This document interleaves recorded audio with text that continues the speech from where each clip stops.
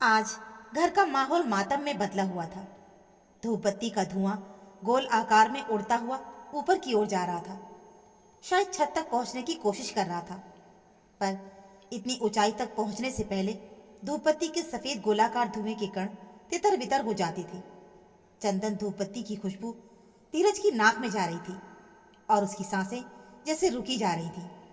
सामने नेहा के मृत शरीर के पास मोमबत्ती के साथ एक छोटी सी धूपबत्ती भी जला के रखी गई थी, पर धीरज चाहकर भी चिर निद्रा में लीन अपनी बीवी के मुख को देख नहीं पा रहा था। उसकी नजरें झुकी हुई थी। बस कभी कभार नजर उठाकर धुएं की गोल छलनों को देख लेता था। बीवी नेहा के संग 35 वर्षों का सफर आज यहाँ खत्म हुआ, पर आज कहाँ, वो तो 25 वर्ष पहले ही उस दिन खत्म हो गया था जब धीरज ने पहली बार नेहा के चरित्र पर लांछन लगाया था। वो दूध वाला घर पर क्यों आया था अपनी बीवी के साथ? गुस्से में अंधा ही तो हो गया था धीरज। नेहा घबराते हुए बोली थी, कब? मैं तो कल ही आई हूं अपने मायके से, मुझे क्या पता? धीरज गुस्से से बोला, तेरे पीछे दूध वाला आया था अपनी बीवी के साथ यहाँ, उसे ये दिखाने के लिए कि तेरा और उसका कोई अनैतिक संबंध नहीं है। ये बात सुनकर नेहा मानो आसमान से जमीन पर आ गिरी। ये आप क्या कह रहे हैं? मैं और दूध वाले के साथ? छी छी, आपने ऐसा सोचा भी कैसे? पर धीरज कहाँ सुनने को तैयार था। नेहा का मुंह जैसे अपमान से लाल पड़ गया।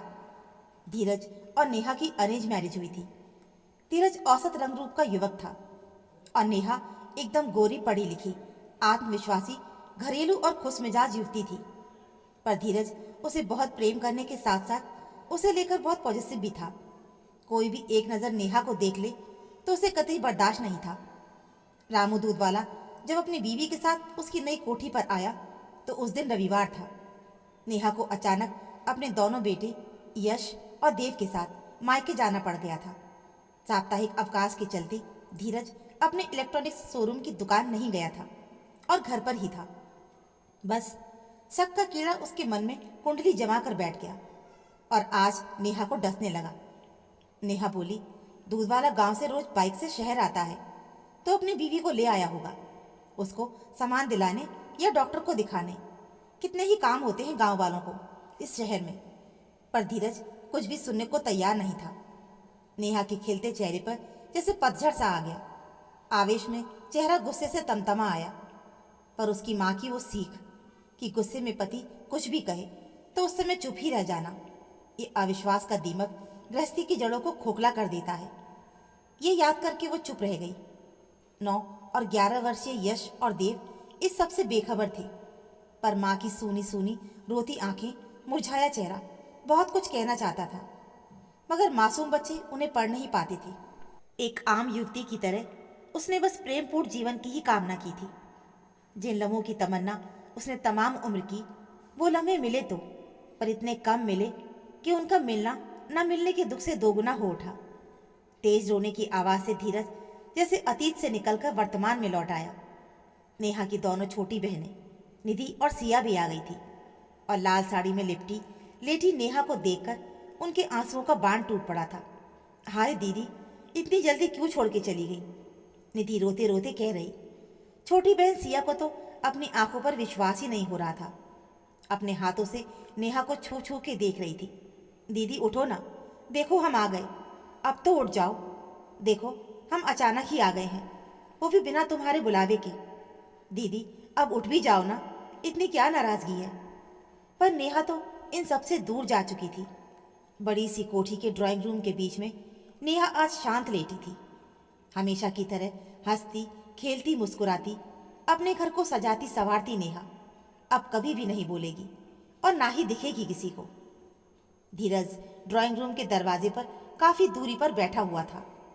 वहां से उसे नेहा का चेहरा नहीं दिख रहा था। दोनों बहनों के रुदन से माहौल और भी गमगीन हो गया था। पास बैठी परिवार की अन्य औरतें और नेहा की सहेलियां भी तेज स्वर में रोने लगी थी। निधि अपनी बड़ी बहन के पास बैठकर सुबक रही थी और आग भरी नजरों से धीरज की ओर घूर रही थी। एक पल को दोनों की नजरें मिल गईं। ओह, इतनी नफरत, इतनी घृणा! धीरज की नजरें झुक गई। हाँ हाँ, मैं ही हूँ इस लायक। मैंने कब उसे चैन से रहने दिया? उस दूध वाले प्रकरण के बाद कुछ साल सब कुछ ठीक रहा। दूध वाले को हटा दिया गया था। अब दूध एक बूढ़ा नौकर डेयरी से लाने लगा था। नेहा भी धीरे धीरे सब कुछ भूल गई थी, पर ऐसा लगता था कि अविश्वास की फांस उसके दिल की गहराइयों तक समा चुकी थी। कुछ साल के बाद एक रोज सोमवार को, अरे मेरी बात सुनो तो, मैं नहीं आ पाऊंगी, मेरा आ पाना संभव नहीं है। नेहा फोन पर किसी से बात कर रही थी। धीरज को अंदर आते ही देख उसने झट से फोन रख दिया। इतनी बात तो धीरज ने सुन ही ली थी और शक का फन उफान पर था। किसका फोन था नेहा? मेरी एक सहेली मंजू का था। घर पर आने को बोल रही थी मुझे। आपके लिए नाश्ता लगा दूं क्या? पर बात आई गई नहीं हुई। उसी दिन धीरज ने चुपचाप से कॉल डिटेल निकलवा ली। दीपक नाम के किसी शख्स ने 2-3 बार नेहा को फोन किया था।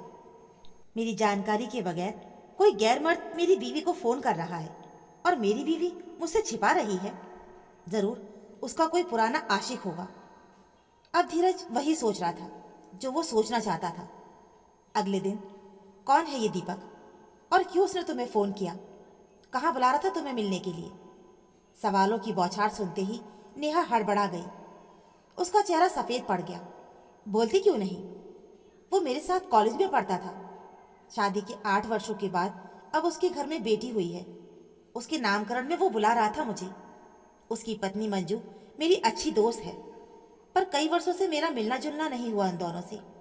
नेहा ने स्पष्टीकरण देने की कोशिश की, पर अविश्वास में अंधा होकर धीरज ये सब सुनने को और मानने को तैयार नहीं था। तभी किसी की आवाज आई। अब किसका इंतजार है? मृतदेह को इतने घंटों तक घर में रखना ठीक नहीं है। कोई बोल रहा था। आवाज सुनकर धीरज अपने वर्तमान में लौट आया। काश सब कुछ वहीं रुक गया होता। काश उसने अपने दिल के साथ कुछ दिमाग की भी सुन ली होती, मगर ऐसा हो ना सका। वो मन ही मन सोच रहा था। अजीब सा विरोधाभास था उसके मन में। अपने नाम की तरह नेहा में धैर्य कूट कूट के भरा था। धीरज के बेमतलब के इल्जामों को सुनकर कुछ दिन तो वो खूब रोती थी। कुछ दिनों तक वो उदास भी रहती थी, पर अपने बेटों का मुख देखकर सब कुछ भुला देती थी। रोने की आवाजें अब तेज हो चली हैं। एक एक सरकते पल जैसे सांसों में धुआं भरता महसूस हो, जैसे नब्ज डूबती ही जा रही हो। हर गुजरता लम्हा उन्हें मिलाने की बजाय दूर करने के लिए तैयार खड़ा था। दोनों बेटे और निधि, सिया के पति और उनके बेटे, नेहा का पार्थिव शरीर को उठाकर बांस की बनी सेज पर लिटा रहे थे। बांस पर सूखी पुआल भी पड़ी थी। उस पर सफेद चादर बिछा दी गई। उस पर मत लिटाओ मेरी नेहा को, उसके कोमल बदन पर खरोंचे लग जाएंगी। धीरज मानो तड़प उठा। धीरज आगे बढ़ा, पर दोनों बेटों की अंगार बनी आंखों को देखकर पांव जमीन पर चिपक के रह गए। इसके आगे धीरज कुछ भी कह नहीं सका। उसके कदम भी लड़खड़ा रहे थे। भाभी पूजा ने उसे थाम लिया। इन बातों से अब कोई फायदा नहीं भैया। जब तुम जीते जी उसके मान सम्मान की रक्षा नहीं कर सके, तो अब मृतदेह से मुंह दिखाने से क्या फायदा? चुपचाप किसी कोने में खड़े रहो, नहीं तो अपने दोनों बेटों का गुस्सा तो तुम्हें पता ही है। जीते जी नेहा अपने दोनों बेटों से कह कर गई थी कि मैं मरूं तो मेरा तथा कथित पति मेरा अंतिम संस्कार ना करे।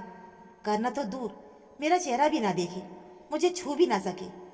और बेटों ने इसका पूरा मान रखा था। अतीत के वो पल चलचित्र की भांति धीरज की आंखों में तैर उठे। कुछ वर्ष शांति से बीते। धीरज का बिजनेस खूब तरक्की कर रहा था। दोनों बेटे भी पढ़ लिख कर नौकरी करने लगे थे। यश के लिए तो रिश्ते भी आने लगे थे। लंबे आकर्षक दोनों बेटे तो नेहा की आंखों के तारे थे। उन्होंने एक बड़ा फ्लैट भी खरीद लिया था गाजियाबाद में। दोनों बेटे वहीं रहते थे साथ साथ। अक्सर धीरज और नेहा भी 2-3 दिन के लिए बच्चों के साथ रहकर आते थे। सब कुछ ठीक चल रहा था। बच्चों की पढ़ाई और नौकरी के कारण कुछ वर्षों से नेहा अकेली पड़ गई थी।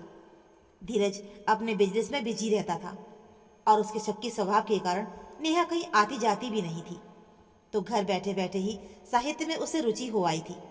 काफी समय मिला तो कविता, कहानी और लेखन में व्यस्त भी हो गई। धीरज भी देखकर खुश था कि घर बैठे ही वो अपना मन बहलाने लगी है। अरे यश बेटा, गांधी मैदान में बुक फेयर लगा है, एक बार मुझे ले चलो ना। हाँ हाँ, क्यों नहीं। दोनों बेटे अपनी माँ की कोई बात नहीं टालते थे। कहने के साथ ही उसकी सारी फरमाइशें पूरी करते थे।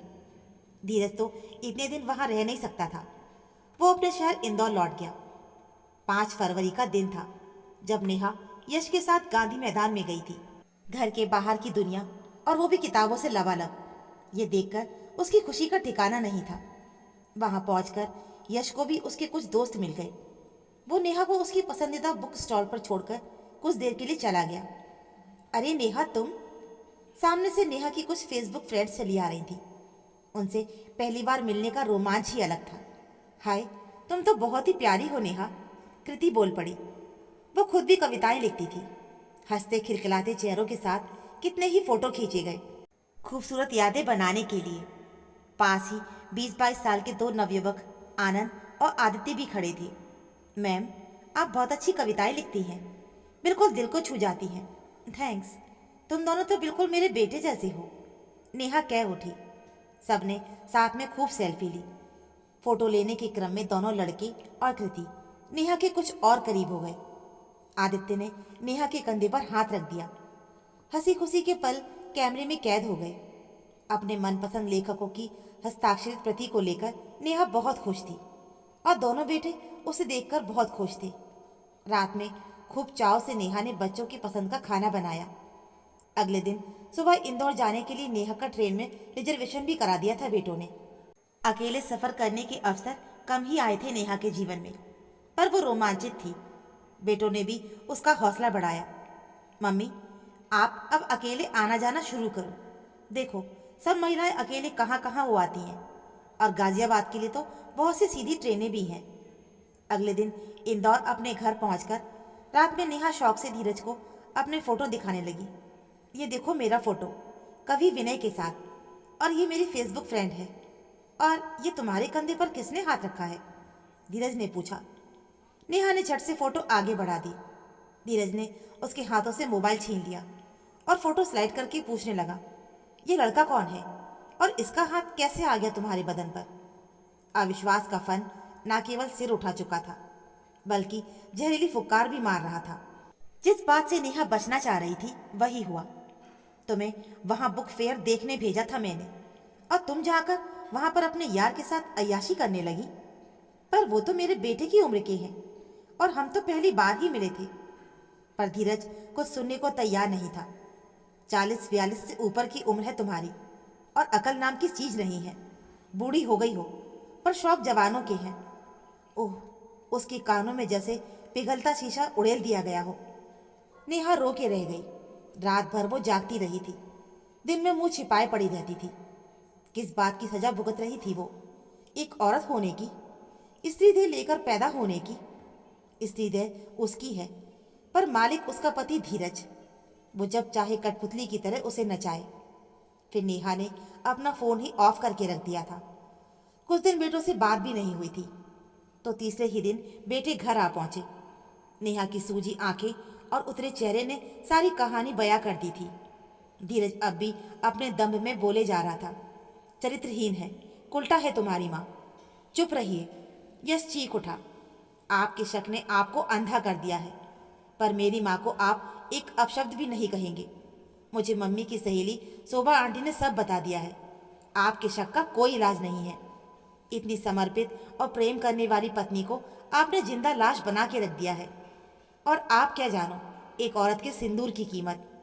जवान बेटे का क्रोध देखकर धीरज ठंडा पड़ गया। उधर नेहा अपने दोनों जवान बेटों के सामने पति के मुंह से ऐसे लांछन सुनकर मानो शर्म से जमीन में गड़ी जा रही थी। वो तड़प कर बोल पड़ी एक दिन, यश, देव, मेरे बच्चों, अब मैं सफाई देकर थक चुकी हूँ। मैं मर जाऊं तो पति नाम के इस इंसान को मेरी मृतदेह को छूने मत देना। हो सके तो इतना करके मेरे दूध का कर्ज चुका देना। उस दिन से नेहा ने धीरज को पति के सिंहासन से उतारकर जमीन पर लापटका। समय बीतता गया। नेहा ने 2 वर्षों के अंतराल पर दोनों बेटों का धूमधाम से विवाह कर दिया। सभी पारिवारिक और सामाजिक दायित्व बखूबी निभाए नेहा ने। पर मन में चरित्रहीनता की जो फांस चुभी थी वो अब तीर बन गई थी।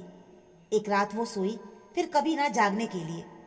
कितनी बातें थीं जिन्हें साझा करने की जरूरत थी, कितने खुले घाव को सिला जाना था, पर बेरहम वक्त ने उन्हें मोहलत ही नहीं दी। पलक झपकी और वो पल गायब हो गए। वहां उपस्थित लोगों के रुदन से धीरज अपने वर्तमान में लौट आया। हाय, क्या मैं अंतिम समय में अपने जीवन साथी का चेहरा भी नहीं देख सकूंगा? नेहा का चिनिद्रा में लीन चेहरा शांत था, जैसे तमाम जिल्लत और रुसवाई से मुक्ति पा गई हो। नेहा की बहनें, सखियां और दोनों जिठानी तेज स्वर में रो रही थी। यश अपने हाथों में मिट्टी का घड़ा लेकर जा रहा था। देव और परिवार के कुछ अन्य पुरुष अर्थी को कंधा देकर ले जा रहे थे। जिस अर्धांगिनी को वो हमेशा परपुरुष के नाम के साथ जोड़कर उसका चरित्र हरण करता रहा, उसे ही आज गैर पुरुष कंधा दे रहे थे। पर धीरज के लिए ही वर्जित था नेहा को छूना तक भी। अविश्वास, शक का फुक्कारता नाक धीरज के मन में आज निर्जीव सा पड़ा है और जीते जी इसी लाश को ढोते रहना है उसे अब पूरी उम्र भर। और अब वो पछता रहा है कि काश उसके साथ अच्छे से जिंदगी को जी लिया होता उसने। तो दोस्तों, हमारी आज की कहानी में बस इतना ही। ये कहानी कैसी लगी हमें कमेंट बॉक्स में ज़रूर बताइएगा। कहानी अच्छी लगी हो तो प्लीज़ वीडियो को लाइक, चैनल को सब्सक्राइब ज़रूर कर लीजिएगा। मिलते हैं फिर एक नई कहानी के साथ। कहानी सुनने के लिए आप सभी का बहुत बहुत धन्यवाद।